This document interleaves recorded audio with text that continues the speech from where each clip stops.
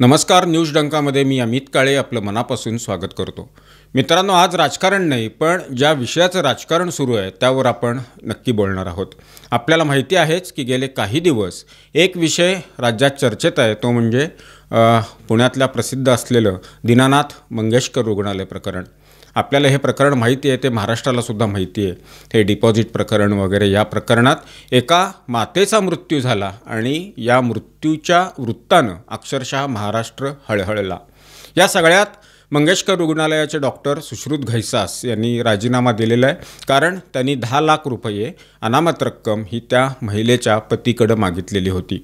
आता त्यांनी अनामत रक्कम मागणं चुकीचं होतं, ही गोष्ट रुग्णालयाचे डीन डॉक्टर धनंजय केळकर यांनी मान्य केलेली आहे.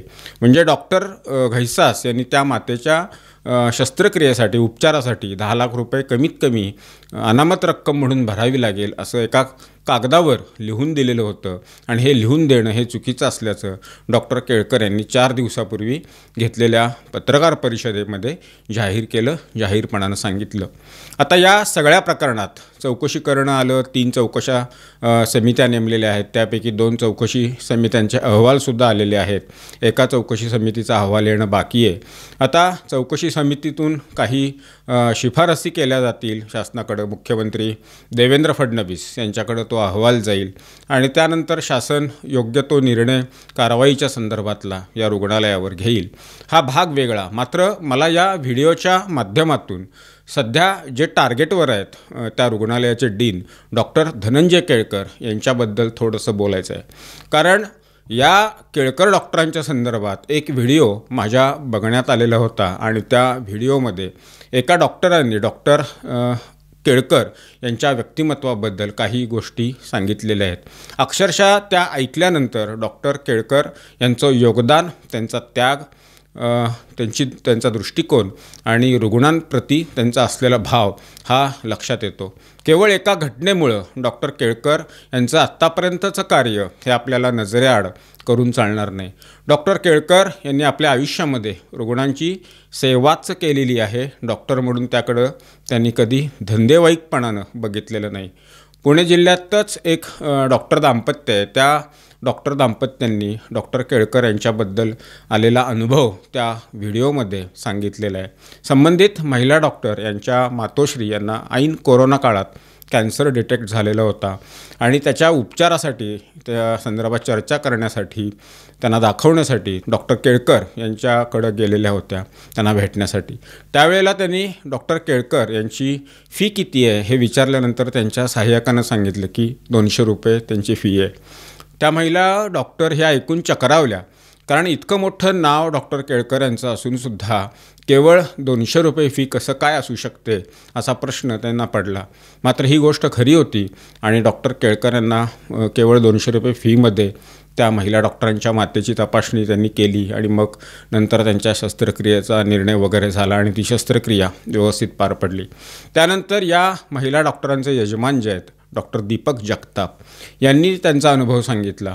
आणि हे जे डॉक्टर जगताप आहेत हे स्वतः दीनानाथ मंगेशकर रुग्णालयात सेवा देतात आणि त्यांनी डॉक्टर केळकर यांच्या व्यक्तिमत्वाबद्दल जे काही सांगितलं ते खरोखर आश्चर्य वाटल्याशिवाय ऐकल्यानंतर राहणार नाही. कोणालाही या गोष्टीचं आश्चर्यच वाटेल.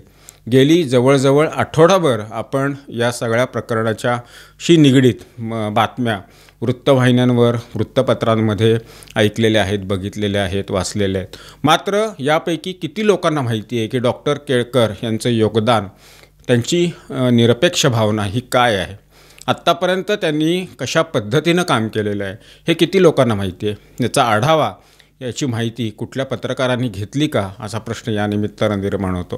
केवळ पैशाच्या एका विषयावरून या सगळ्या प्रकरणावर चर्चा होत असताना डॉक्टर केळकर हे 2003 पासून दीनानाथ मंगेशकर रुग्णालयात सेवा देतात आणि तेव्हापासून ते आज अखेर त्यांनी या रुग्णालयाकडून कसलाही मोबदला घेतलेला नाही.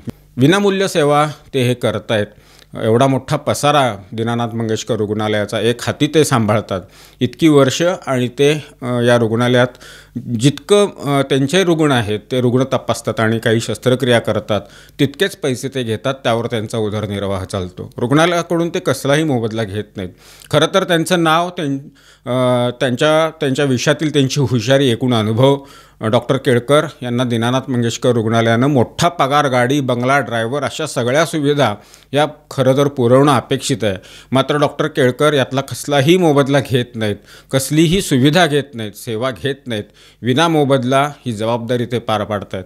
अत्यंत साधी राहणी आणि उच्च विचारसरणी, इतकं मोठं व्यक्तिमत्व असूनसुद्धा जमिनीवर पाय ठेवून काम करणं, एकही दिवस सुट्टी न घेता काम करणं, असं हे व्यक्तिमत्व आहे. निरपेक्ष भावनेनं काम करणारा. आणि हे सांगायचा मुद्दा इतकाच होता की एक प्रकरण घडलं म्हणून माणसाच्या एकूण कारकिर्दीवर आपण प्रश्नचिन्ह लगेच उपस्थित करतो, ते करू नये. आणि त्याच्यावर त्याच्या व्यक्तिमत्वाबद्दल उलटसुलटसुद्धा चर्चा सुरू होतात, त्या होऊ नयेत. त्या माणसांना आत्तापर्यंत काय काम केलेलं आहे, त्याचं योगदान काय आहे, हे सुद्धा माहिती असायला हवं, म्हणून आम्ही हा व्हिडिओ बनवलेला आहे. या प्रकरणामध्ये ज्या महिलेचा मृत्यू झालेला आहे तो मृत्यू अत्यंत दुर्दैवी आहे, त्याच्याबद्दल मनस्वी दुःख आहे. आणि या सगळ्या प्रकरणाची आता चौकशीसुद्धा सुरू आहे. चौकशी समितीचा अहवाल पण येणार आहेत आणि त्यानंतर शासन काय ती योग्य ती कारवाई करेल. घडलेल्या घटनेमध्ये 100% कारवाई होईल. जे दोषी आहेत, ज्यांची चूक आहे, त्यांच्यावर कारवाई व्हायलाच पाहिजे, त्याबद्दल कुणाचंही दुमत नाही.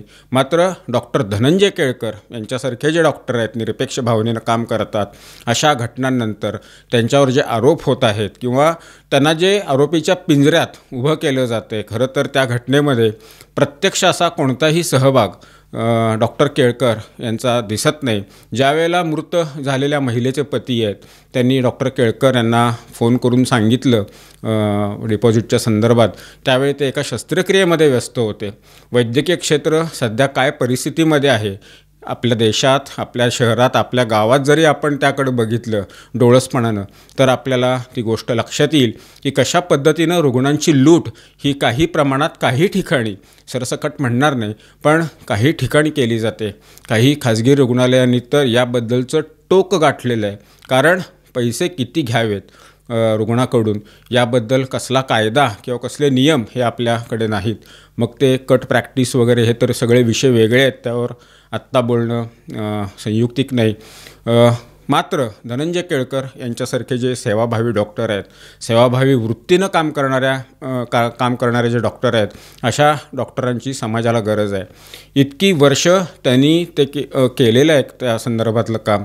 या संबंधित प्रकरणात जी शिक्षा व्हायची आहे, जे काही होणार आहेत, चौकशी समितीच्या अहवालातून बाहेर येईल, हे सगळं होईल, त्याबद्दल आमचं काही मत नाही. मात्र या निमित्तानं डॉक्टर केळकर हे जे सध्या महाराष्ट्रात चर्चेत आलेलं नाव आहे, त्यांच्या व्यक्तिमत्वाबद्दलसुद्धा लोकांना माहिती व्हावी म्हणून हा व्हिडिओ आम्ही बनवला. बाकी कुठलाही उद्देश नाही. तुर्त इथंच थांबतो. हा व्हिडिओ कसा वाटला ती प्रतिक्रिया कमेंट बॉक्समध्ये नोंदवून जरूर कळवा. व्हिडिओ आवडला असल्यास तो लाईक करा, शेअर करा आणि आमचं चॅनल आठवणीनं सबस्क्राईब करायला विसरू नका. धन्यवाद.